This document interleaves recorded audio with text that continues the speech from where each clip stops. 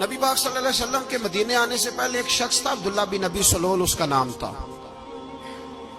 تو مدینے والے لوگ اس کو اپنا پیشوا مانتے تھے، اوس بھی خزرج بھی، اس کی تاج پوشی بھی کی، بڑی اس کی منتا تھی۔ جب حضور آ گئے تو اس کا کاروبار بند ہو گیا۔ اب لوگ یہ نہیں سمجھتے کہ میں غلط ہوں، لوگ کسی کے مفادات کو ٹھیس پہنچتی ہے تو مخالفت کرنے لگ جاتا ہے۔ اب اس کے حالات جب خراب ہوئے تو اس نے پتہ کیا کیا، جھوٹ موٹ کا کلمہ پڑھ لیا۔ سمجھ آ رہی ہے باتوں؟ جھوٹ موٹ کا، اور منافقوں کا ایک ٹولہ اس نے تیار کر لیا، جس کا قرآن مجید نے سورہ منافقون میں ذکر کیا۔ ایک جنگ کا موقع تھا، نبی پاک صلی اللہ علیہ وسلم تشریف لے گئے تو عبداللہ بن ابی سلول بھی چلا گیا۔ حضرت عمر فاروق رضی اللہ تعالیٰ عنہ کے ایک غلام تھے، وہ پانی لینے کنویں پہ گئے۔ ادھر سے انصار میں سے، چونکہ حضرت عمر کے غلام مہاجر تھے، انصار میں سے ایک شخص پانی لینے پہلے سے آیا ہوا تھا۔ پانی بھرنے میں کوئی اختلاف ہو گیا، جھگڑا ہو گیا، مار کٹائی تک نوبت آ گئی۔ حضرت عمر کے غلام نے کچھ چیز مار دی، اس شخص کو زخمی ہو گیا۔ اس نے پکارا، عبداللہ بن ابی سلول نے سمجھا کہ موقع اچھا ہے، دوڑا ہوا آیا اور آ کر اس نے کہا، انصار مدینہ بھاگ کے آؤ، جلدی آؤ،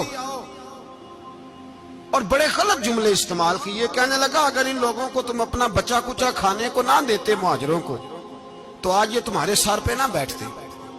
معاذ اللہ، ایسی باتوں پہ کہا کرے، بولے یہ روزمرہ کی گفتگو میں عادت بنائیں، کوئی ایسی بات کرنی ہو تو معاذ اللہ استغفر اللہ کہہ کے کرنی چاہیے۔ اس نے کہا کہ معاذ اللہ، اب ان کو بچا کچا نہ دیں تو یہ ہمارے سر پہ نہ بیٹھتے۔ شور کیا اس نے۔ ہمارے ہاں بھی سیانے بندے پنچایت کے لوگ، وہ کہتے ہیں تو اس برادری کے بچے سے ہی مار کھا ہے، پتہ ہی نہیں چلا، جا اسے مار کے آ، سر پھاڑا، یہ کہا پھوڑ دے اس کا سر، اور دیکھ میں دیکھ لوں گا بعد میں جو ہوگا۔ یہ عقل مند لوگوں کے مشورے نہیں، یہ جاہل لوگوں کے مشورے۔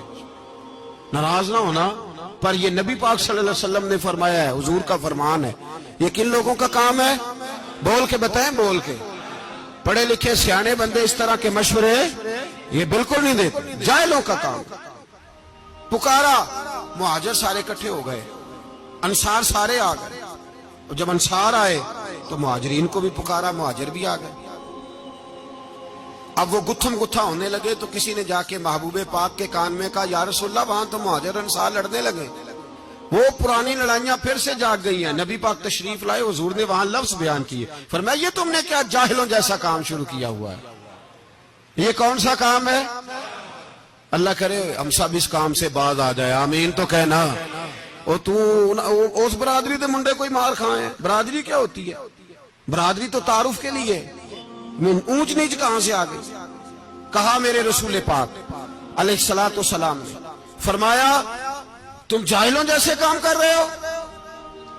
صلح کرائی، بات رفع دفع کرائی، لوگ چلے گئے، معاملہ ٹھنڈا ہو گیا۔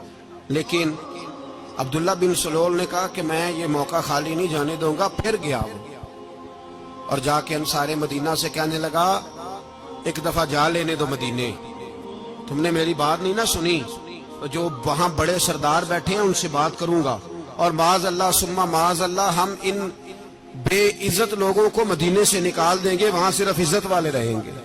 یہ غلط جملے اس نے ادا کیے جس کو قرآن پاک نے سورہ منافقون میں بیان فرمایا ہے۔ اس نے یہ بات کی۔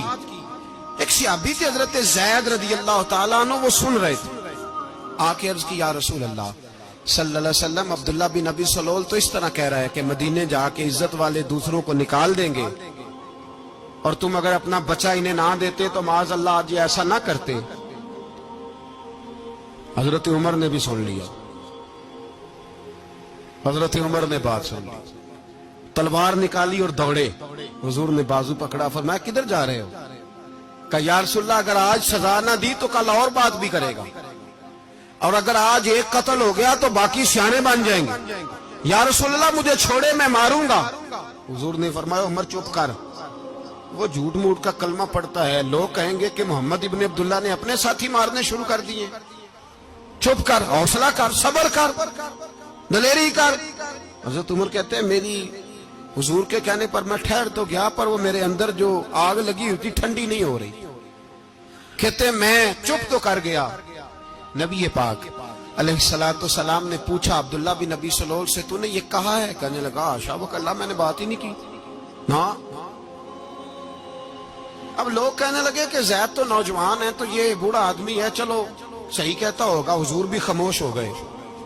اللہ پاک نے قرآن مجید نازل فرما دیا، فرمایا اللہ نے سن لی ان کی بات جنہوں نے یہ کہا ہے، اور پھر لفظ بڑے حسین ہے، فرمایا یہ کہتے ہم عزت والے ہیں؟ نہیں، وللہ العزت ولرسولہ وللمؤمنین، فرمایا عزت تو اللہ کے پاس ہے، اللہ کے رسول کے پاس ہے، اور عزت تو مومنوں کے پاس ہے، مومنین کے پاس عزت ہے۔ یہ قرآن پاک نے سارا مضمون بیان کر دیا کہ عبداللہ بن نبی سلول غلط کہتا ہے اور حضرت زید صحیح کہتے ہیں۔ حضور نے کچھ نہیں فرمایا، جا رہا ہے قافلہ۔ جب مدینے کی سرحد آ گئی نا، حدود مدینہ منورہ کی شروع ہوئی، تو عبداللہ کا اپنا بیٹا، اس کا نام بھی عبداللہ بن عبداللہ تھا، اپنا بیٹا اس کا بڑا مخلص جانثار غلام تھا میرے رسول پاک صلی اللہ علیہ وسلم کا، وہ تلوار لے کے مدینے کی حد پہ کھڑا ہو گیا اور کہنے لگا میرے باپ، تو نے اتنی بے ایمانی کے لفظ کہے کہ میں ان کو نکال دوں گا؟ کہے اپنی زبان سے کہ میں ذلت والا ہوں، رسول پاک کو اللہ نے بڑی عزت عطا فرمائی، کہے ورنہ میں تیری گردن کاٹ دوں گا۔ بول، کہے حضور بھی عزت والے اور نبی پاک کے غلام بھی عزت، کہے اپنی زبان سے، کہے میرے رب کا یہ فرمان ہے وَرَفَعْنَا لَكَ ذِكْرَكَ، حبیب میں خود تیرے لیے تیری شانوں کو بلند فرما دوں گا۔ تو کہا کہے، تو دشمن ہو کے کہنے لگا میرے بیٹے مجھے معاف کر دے، مصطفیٰ تو بڑی عزتوں والے، ان کے غلام شانوں والے۔ جب بیٹا تلوار لے کے سامنے کھڑا ہوا، شہرت ہوئی، اب نبی پاک نے حضرت عمر کی طرف دیکھا، کہا عمر تیری بات صحیح تھی، اب جو ہوا یہ زیادہ صحیح تھا، وہ میں نے تجھے کہا حوصلہ کر، تدبر کر، وقت کا انتظار کر، یہ صحیح ہوا کہ وہ صحیح تھا۔